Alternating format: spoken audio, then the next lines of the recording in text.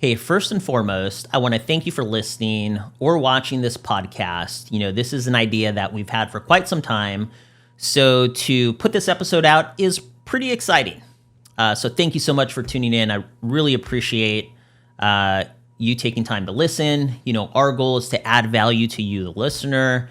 And so, today, to bring you up to speed and help you understand, what's going on, how we got here, I'm going to tell you about myself. So you'll hear a little bit about my backstory.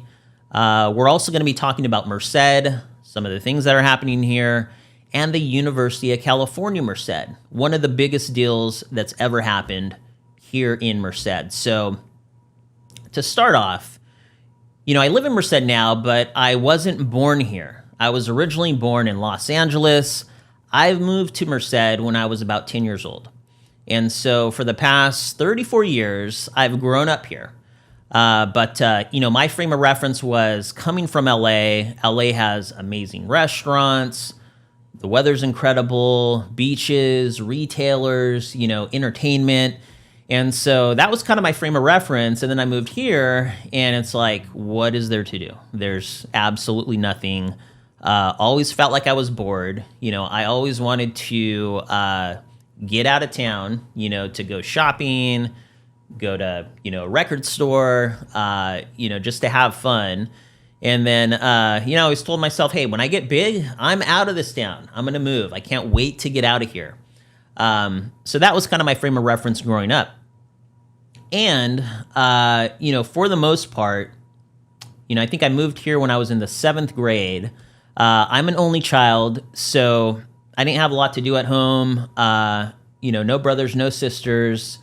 I do have a lot of cousins. And so that's one of the things that I did when I was younger, spent a lot of times with my cousins.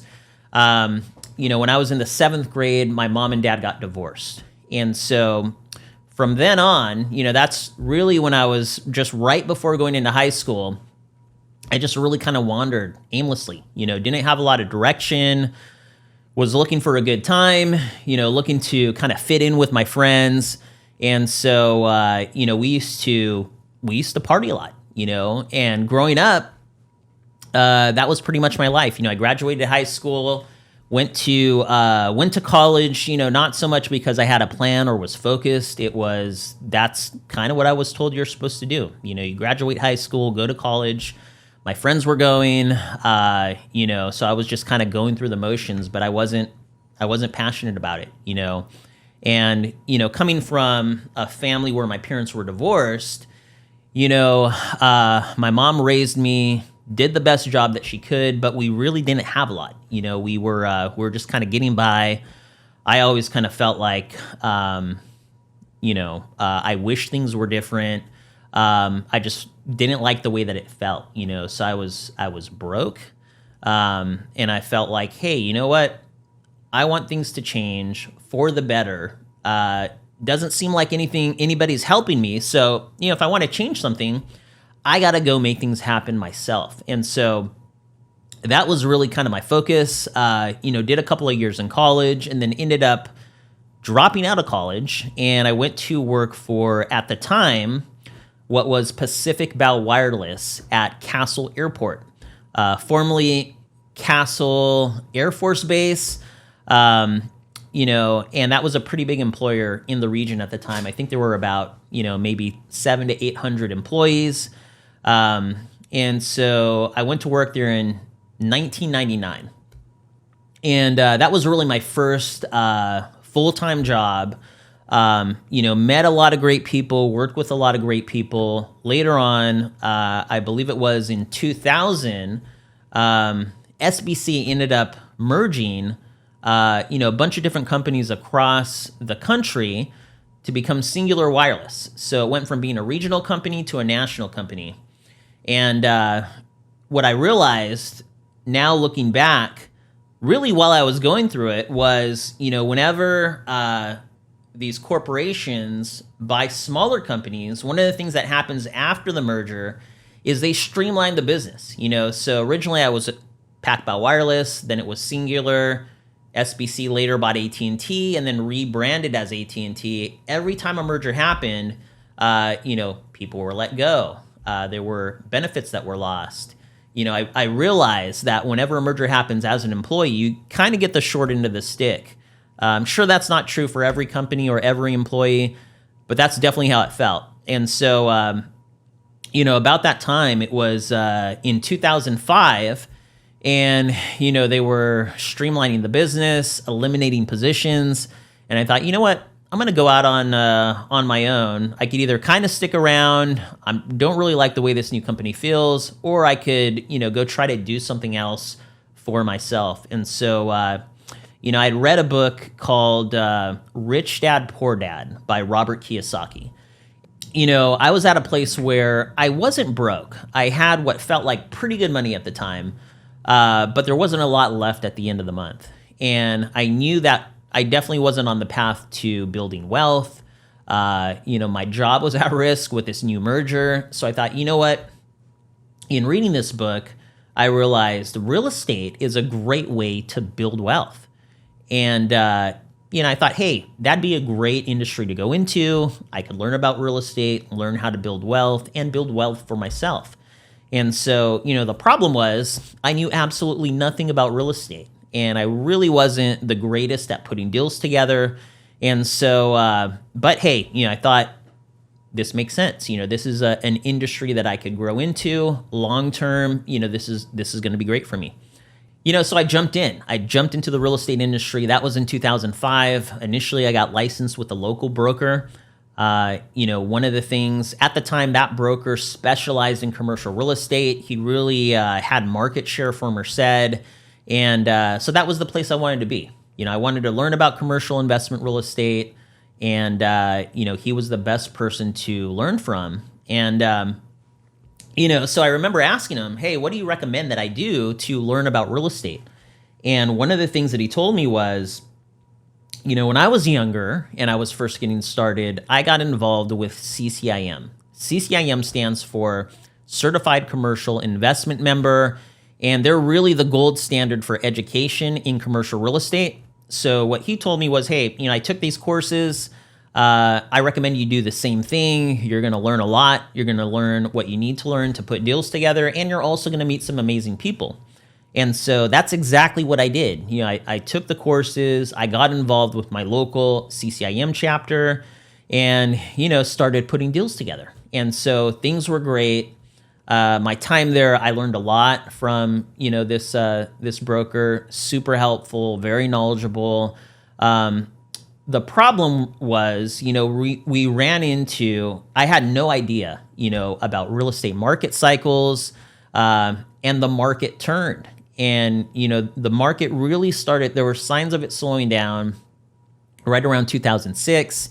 And at the same time, I was, me and my wife, Victoria, were growing our family. So we had, two boys, Daniel and Gabriel. My daughter, Madeline, she was born right as I got into the real estate industry. And then we had my daughter, Sadie, right about the time the market was turning. So Sadie was on the way.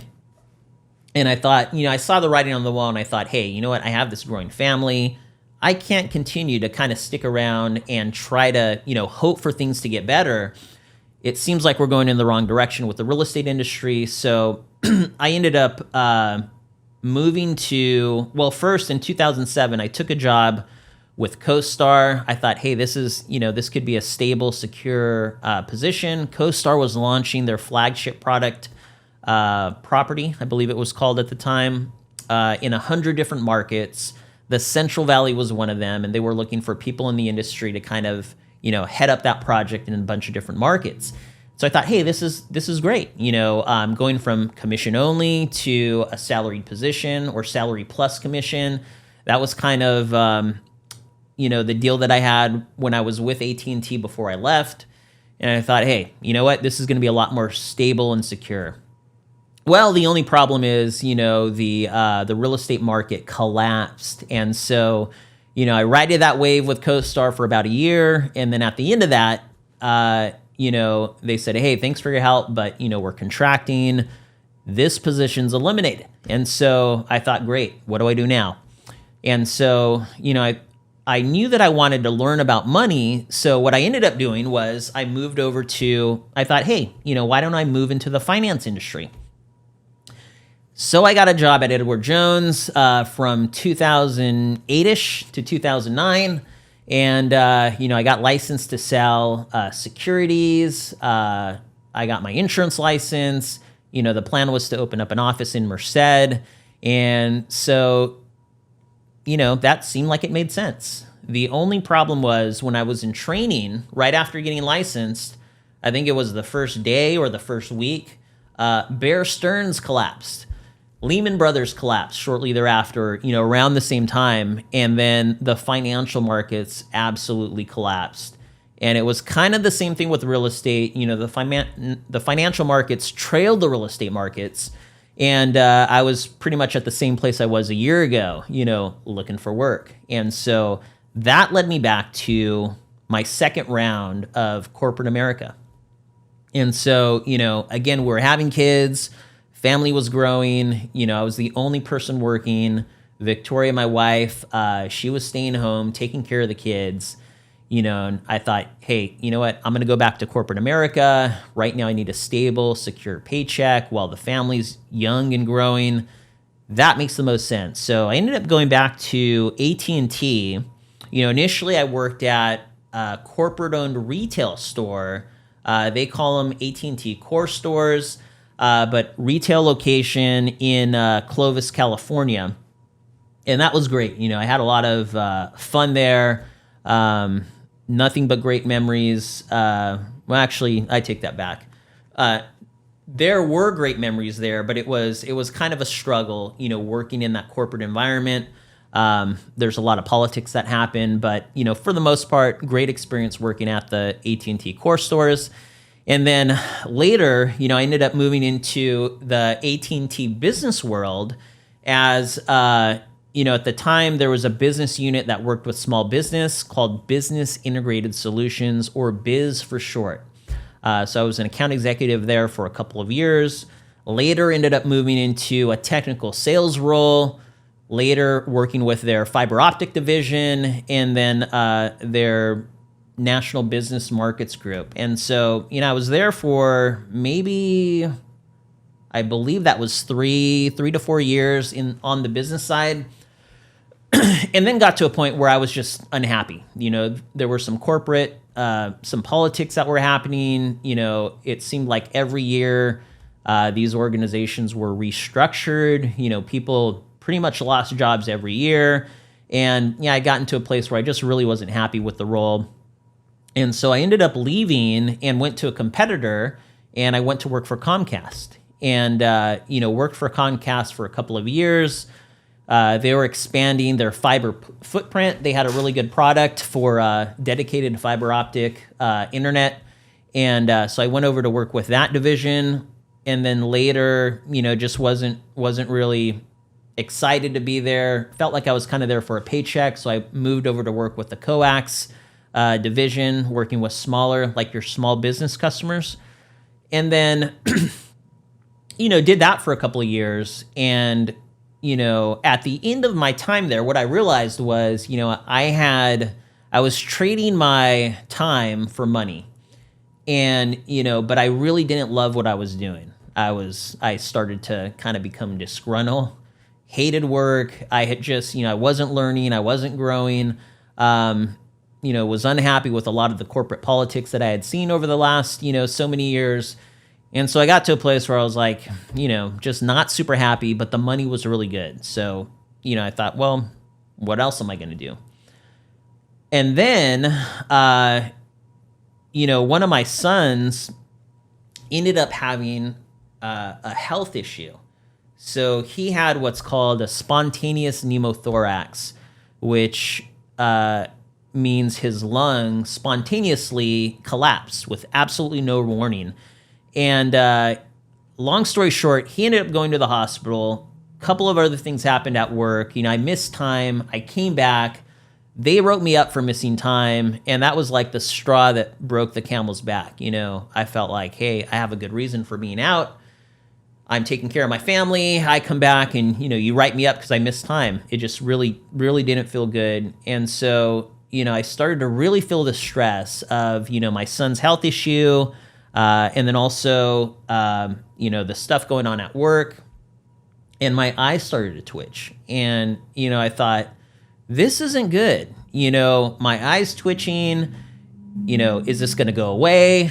Is this going to stay with me forever? I got scared and thought, hey, you know what am I doing? Why am I doing this job that I don't enjoy doing? I'm starting to have these health issues, and it just felt like, I was a number.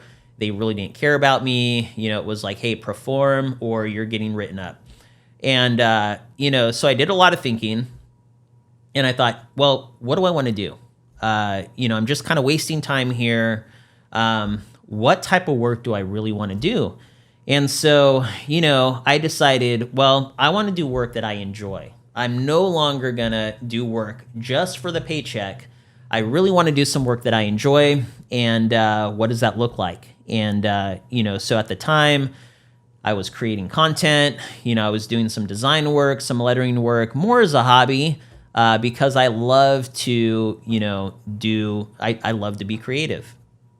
I mentioned I'm an only child. So growing up, I did a lot of creative stuff like drawing, learning, reading. And so that's just how I'm wired as an adult. I think because when I was younger, that's what I did, so I feel like I have to be creative and always, just create stuff. And so that was missing in the corporate world. And I thought, you know what, I want to do a job where, I can be creative, and also, I have this desire to learn and learn about building wealth and do something long-term that's going to be, good for me, good for my family. And so what I ended up landing on was real estate. I thought, hey, you know what? I really love my time in real estate. Things had changed. My kids were bigger. My wife, Victoria, was working. She was in the workforce. We had saved some money. And then also we learned a lot from the real estate cycle the first time, mostly what not to do. But things had changed. We're a little bit wiser, older, had more money, or more savings rather. And so I thought, you know what, this would be a great opportunity to come back, and I have some unfinished business in the real estate industry. So I came back, and I came back super focused, super motivated, and I was just determined to do whatever it took to win at real estate. I had a lot on the line. I thought, hey, you know what? I'm gonna either do really well at real estate, or I'm not, and then I'm gonna have to go back to corporate America. I knew what that looked like, and I didn't want to do that. So I really put everything behind just making real estate deals happen. And when I first got back, I went back to work with the broker that I was working with before. Realized pretty quickly, hey, that's not a good fit for where I'm at, where I want to go. Moved over to Coldwell Banker. Initially, I thought, hey, you know what? It'd be nice to sell residential real estate. That's something that's new. But I thought, you know what? Kind of tired of corporate America. Maybe I'll leave that behind. Just work on helping families. What I didn't realize was, commercial real estate is kind of in my DNA. And so quickly I gravitated towards, doing commercial deals. I ended up moving to Coldwell Banker Commercial, later Berkshire Hathaway, to help launch their commercial division in Merced. And then about 2 years ago, moved over to Keller Williams to help launch their KW commercial division in Merced, which is where I'm at. And when I came back, I got involved at the local level with the Merced County Association of Realtors.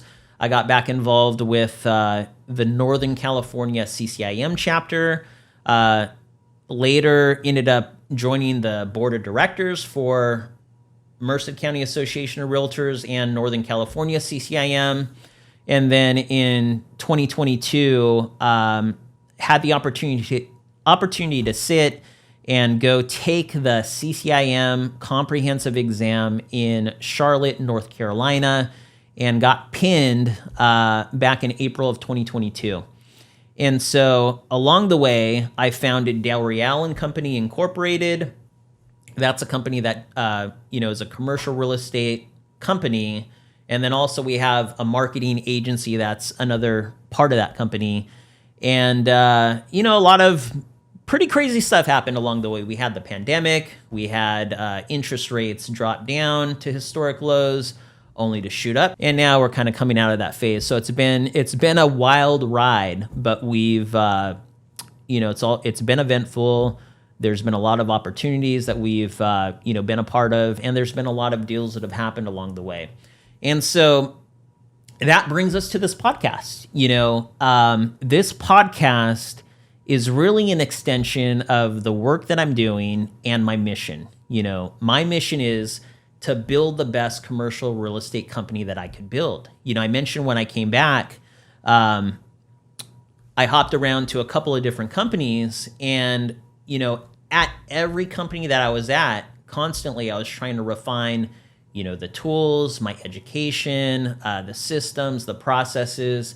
And so, I would go to a company, learn the systems. I'd get to a place where, I felt like there were some systems or some tools that were missing.